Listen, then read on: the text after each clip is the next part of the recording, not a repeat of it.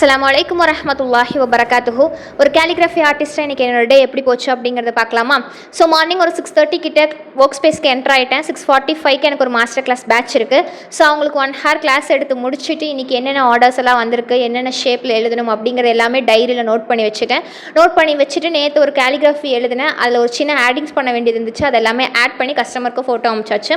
So அல்ஹம்துலில்லாஹ். So next இன்றைக்கி வர ஆர்டர்ஸ் எல்லாத்துக்குமே வந்து பேப்பர் கட் பண்ணிவிட்டு என்னென்ன இடத்துல என்னென்ன வரணும் அப்படிங்கிறது எல்லாமே பென்சிலில் ட்ரா பண்ணி வச்சுட்டேன். அப்போ தான் எழுதும்போது ஈஸியாக இருக்கும்.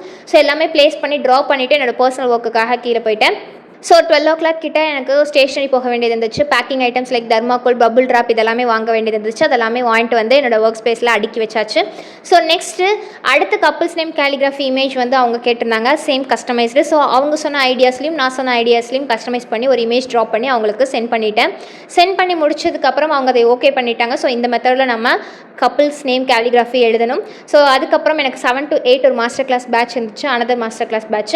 ஸோ அவங்களுக்கு 1 hour கிளாஸ் எடுத்து முடிச்சுட்டு ஆயத்துல் குர்சி எழுத வேண்டியது இருந்துச்சு. இன்றைக்கி இந்த மந்த் ஒரு 30க்குள்ளே வந்து நிறைய ஆர்டர்ஸ் வந்து டிஸ்பேச் பண்ண வேண்டியது இருக்குது. ஸோ அதுக்கு ஆயத்துல் குர்சி எழுதணும். ஸோ அந்த ஆயத்துல் குர்சியில் ஸ்டார்டிங் அல்லாஹூ அப்படிங்கிற நேம் மட்டும் எழுதிட்டு பென்சிலில் ஃபுல் ஆயத்துல் குர்சியும் எழுதி வச்சாச்சு.